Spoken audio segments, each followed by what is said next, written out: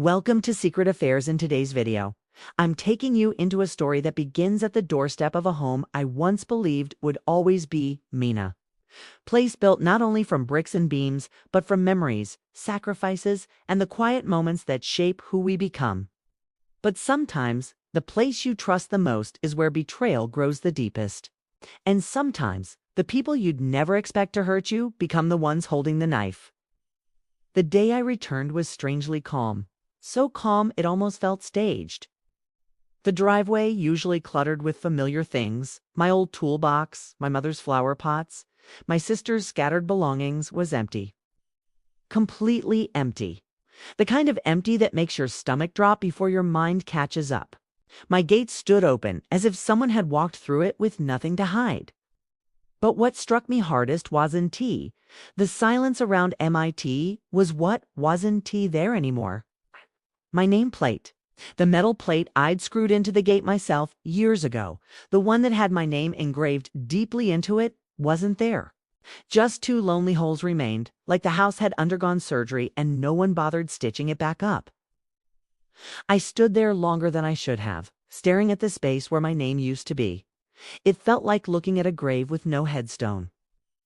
My mother stood on the porch, hands clasped together in front of her like she was rehearsing a greeting she didn't want to say. Her smile was too tight, forced, the kind of smile someone wears when they hoping you won't notice the truth hiding behind it. My sister was leaning against a shiny white car that definitely wasn't cheap. Her arms were crossed, her sunglasses pushed into her hair, and she wore the kind of smirk you only see on people who think victory is guaranteed. "You're back early," my mother said. Her voice trembled just enough for me to notice, but not enough for her to admit anything aloud. My eyes moved past her. The curtains were different. The colors were unfamiliar. Even the smell felt different, less like home and more like a stranger had been living there. "New paint?" I asked, my tone neutral. "My walls weren't that color." My sister shook her car keys casually, letting them jingle like she was scoring points in some game I didn't know I was playing. "Bad news, genius," she said with a laugh. "You don't live here anymore." She waited for a reaction. A shout? A breakdown? Anything that matched the cruelty of her words. But I didn't give her the satisfaction.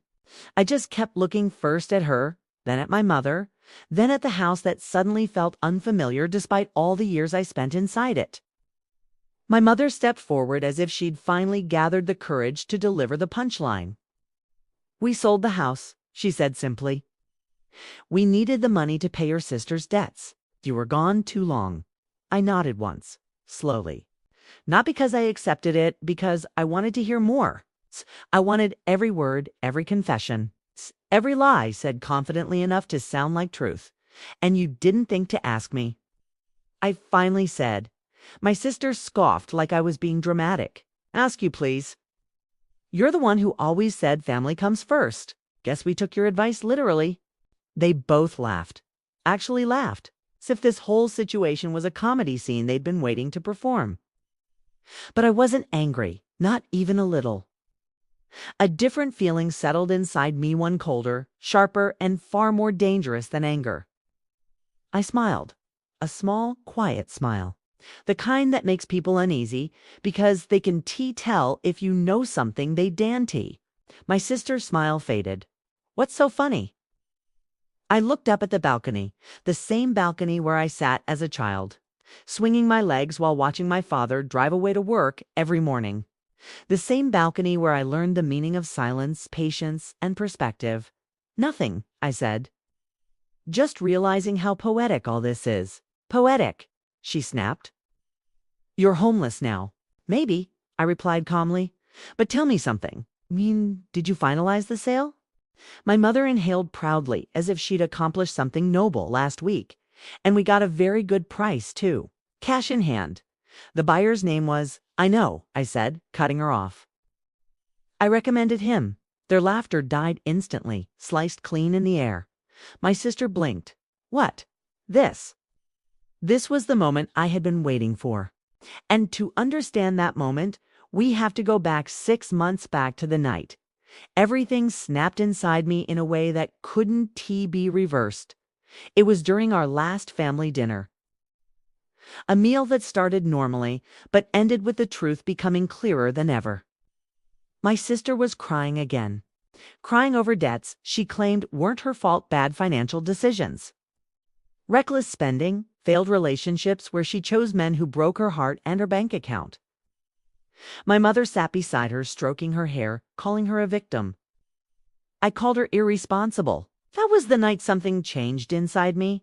It wasn't anger, it wasn't bitterness. It was clarity. A clarity that revealed something I had ignored for far too long. Love doesn't always blind you.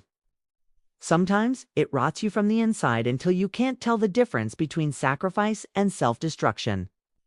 I paid off her debts that night, again, silently, and I told myself it would be the last time. Not because I didn't care, but because caring had become a one-sided transaction. A month later, I saw something strange. Access logs on my property account, authorization requests, bank documents I never filed. My mother's name appeared where it had no right to appear. At first I convinced myself I was imagining it, that maybe she had clicked something accidentally. But imagination doesn't forge signatures. I found a letter unsigned, never delivered, prepared by my lawyer. A letter saying a power of attorney had been filed under my name. A forged power of attorney. That was the day the warmth left me completely. I didn't confront them. I observed. Silence became my armor. Distance became my strategy. Weeks passed, then months. I watched how they talked, who they met, what they whispered when they thought I wasn't around. And the more I learned, the clearer it became. Once family believes you'll always forgive them, they stop hiding their knives. They planned the sale long before I left for vacation. They thought they were clever. They thought they were in control. But intelligence is a funny thing. You don't need to announce it, you just need to act at the right time. And I acted quietly. I transferred the real property deed to my holding company, registered under another name entirely. Their forged documents were useless, but I made sure they looked real enough for them to trust everything they were doing. The house stayed legally mine, but the title my mother had access to. That was a decoy, an old registration number I had replaced during the renovations. The forged signature they used matched the wrong property description, one belonging to a neighboring piece of land. I bought a year earlier through a silent development company. Same street, same extension, same everything, except the legal identity. They thought they were selling my house, but they sold a worthless piece of land that already belonged to me. When I left for vacation, I wasn't resting. I was waiting for them to fall into the trap they dug themselves. I wanted every document, every detail, every step in writing. Now, standing before them with my name ripped off the gate and their arrogance hanging in the air, I finally let the truth surface. "You recommended the buyer," my mother said, suddenly unsure. "Yes," I replied. I pulled a folded document from my coat. Their eyes followed my hand with growing panic. The paper had my company's seal stamped clearly across the front. "He works for me," I said simply. "My development firm." My sister snorted, trying to recover her confidence. "You're bluffing." I handed her the paper. "Read it." She skimmed it, tanned. The color drained from her face faster than a sinking ship. "This says the title was transferred 2 years ago," she whispered. "Correct," I said. "The house you sold wasn't mine. It wasn't anyone's. The sale you completed was fraudulent. The buyer, the controlled entity, the money. Marked for investigation." My mother's lips trembled. You wouldn't do this to us." "I didn't," I said coldly. "The law will." They froze. And that was only the beginning. My mother's voice cracked the moment reality settled into her bones. She had always believed she held some invisible power over Mitha, kind of influence mothers assume they never lose, no matter how old their children become. But on that porch in front of the house, she thought she'd outsmarted me out of... All her confidence slipped away like water through trembling fingers. You wouldn't send your own family to jail, she whispered. I stepped closer, not threateningly, but with the calmness of someone who has already accepted the outcome long before speaking it aloud. You already did, I said. The moment you forged my name, the moment you signed documents that weren't yours, the moment you took what you knew didn't belong to you. You were the ones who crossed the line. My sister opened her mouth, ready to defend herself with some dramatic excuse or emotional performance. She always had one ready. Tears were her currency. Denial was her weapon. Blame was her shield. But this time, when she inhaled to start whatever story she was preparing to spin, no words came out, because she saw the phone in my hand. The screen lit up, reflecting in her eyes like a confession already carved in stone. "What's that?" she asked, her voice shaking even though she tried to hide it. I tapped a single icon. A recording began to play. Her voice filled the quiet afternoon. "He'll lose everything," she said in the recording, laughing. "Let him cry. It's about time he learned what it feels like." The wind seemed to pause.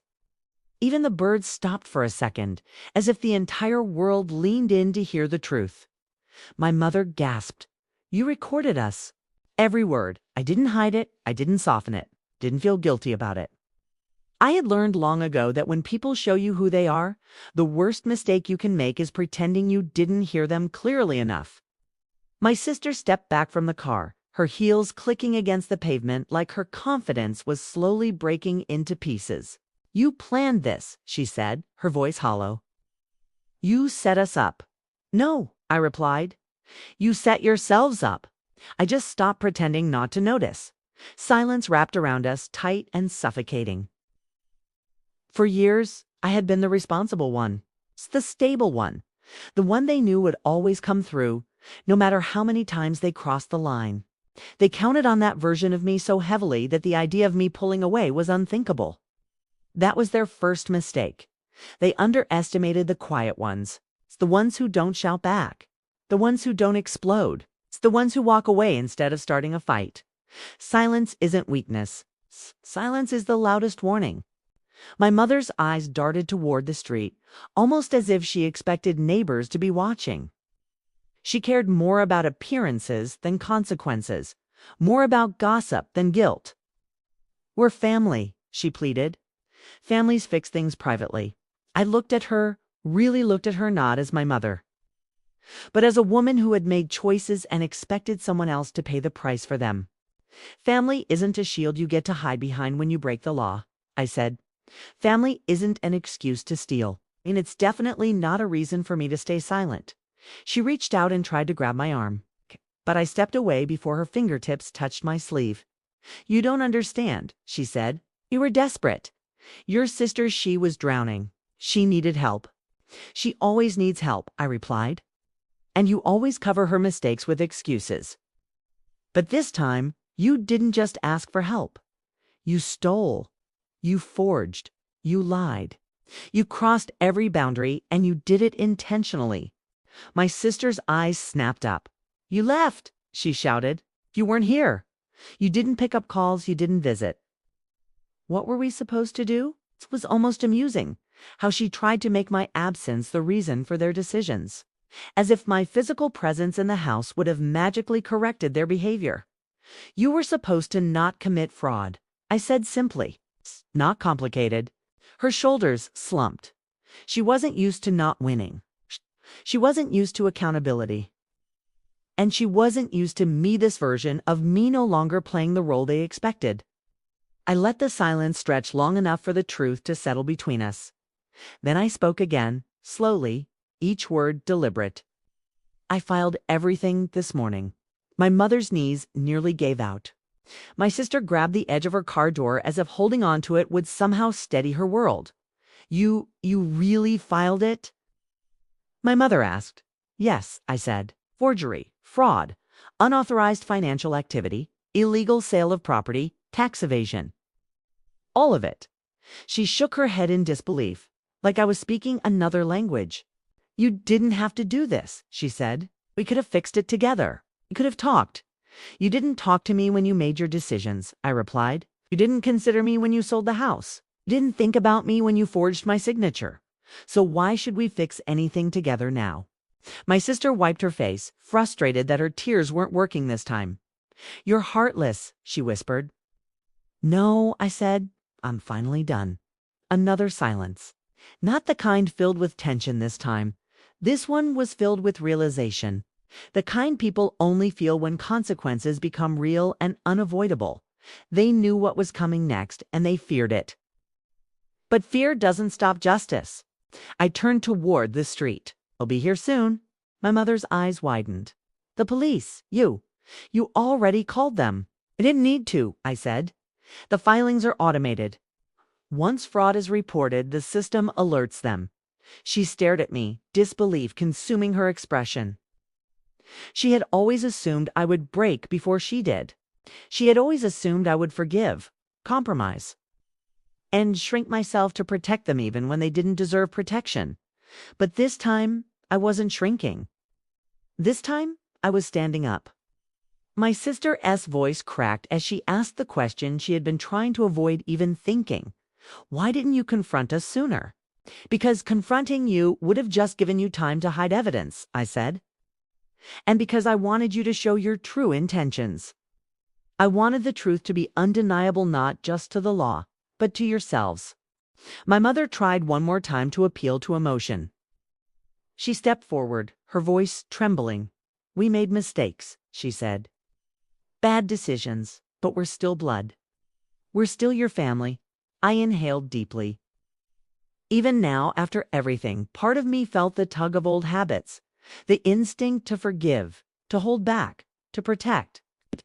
But healing doesn't come from protecting the people who hurt you. Healing comes from protecting yourself. You had every chance, I said quietly. Every chance to come to me honestly. Every chance to tell me the truth. And instead you mocked me. You laughed. You celebrated what you thought you got away with. My sister's jaw tightened. You think you're better than us now? No, I said. I think I finally see you clearly.